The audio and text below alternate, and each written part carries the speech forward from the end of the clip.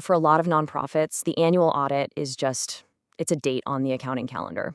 But what if I told you that very schedule could be putting your fundraising at risk?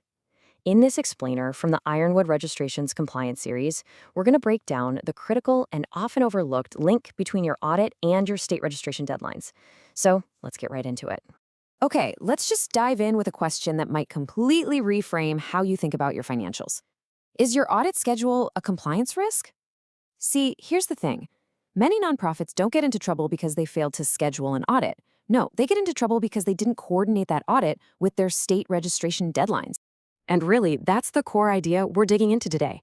The moment your organization starts fundraising across multiple states, the timing of your audit really transforms. It's no longer just an accounting task. It becomes a critical compliance issue. We're going to look at exactly why it matters, how all these multi-state rules make it so complex, and, most importantly, how you can avoid those last-minute delays. So first, let's tackle the fundamental problem here, the audit timing itself. For so many growing nonprofits, this becomes a genuine race against the clock. And that's because their annual state renewals often depend entirely on getting those audited financial statements submitted right on time. Now, what's really interesting here is how directly this connects your audit to your ability to fundraise. Think about it. Most states require you to renew your charitable registration every single year. And if your revenue crosses a certain threshold, well, that renewal is completely conditional on you submitting a finished, signed-off audit report. No audit, no renewal. It's really that straightforward. And here's the crucial point. Audits take time. A lot of time. Let's just walk through a typical process. First, your fiscal year ends. Then your team has to prepare all the financial statements. After that, the auditors come in and schedule their field work. Next, you have drafts that are circulated and reviewed by leadership. And only after all of that is the final report issued. This is not a week-long process. We are talking several months easy. And this, right here, perfectly illustrates the central conflict. On one side, you've got the audit timeline. It's a flexible, multi-month process. But on the other side, you have the state renewal window, a rigid, non-negotiable deadline. Some states give you as little as 4.5 months after your fiscal year ends to get everything filed. You can see just how easily these two timelines can completely clash. So that's the challenge if you're just dealing with a single state. Now, what happens when you're fundraising in more than one? This is where the complexity really ramps up because you have one single audit process, but you're trying to follow dozens of different rulebooks. A one-size-fits-all approach? It just doesn't work. And why is that? Because every single state is different. They have different renewal deadlines, different revenue thresholds that trigger an audit, and totally different rules about whether they'll even grant you an extension. You might need a full audit for one state, but only a simpler financial review for another. It's a total patchwork of regulations. And this is really the key takeaway for this whole section. You can do everything right on the accounting side. Get your audit done, have that beautiful report in hand. But if you haven't coordinated that with the specific deadlines of every single state you're registered in, you can still find yourself completely out of compliance. All right, so how does this actually play out in the real world? Let's talk about some of the common scenarios that cause these timing problems, because honestly, seeing where plans go wrong is the absolute best way to avoid these pitfalls yourself.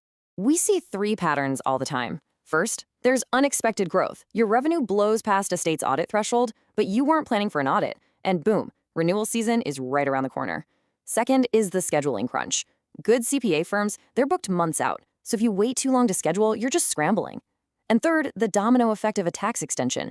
You file for an extension on your IRS Form 990, but that can cause this cascade of delays for all the state renewals that depend on it. Okay, so that's the problem. But the good news is, this is entirely preventable with some proactive planning. So let's shift gears from the problem to the solution. Here's a clear, coordinated action plan that can help you stay way ahead of the game. Here is a 4-step playbook you can implement right away. Number 1, monitor your revenue early. Track it against those state thresholds before your fiscal year even ends, so there are 0 surprises.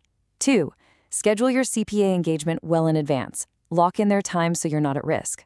3, map everything out. Create a master compliance calendar that shows the audit timeline, your Form 990 due date, and all of your state renewal deadlines.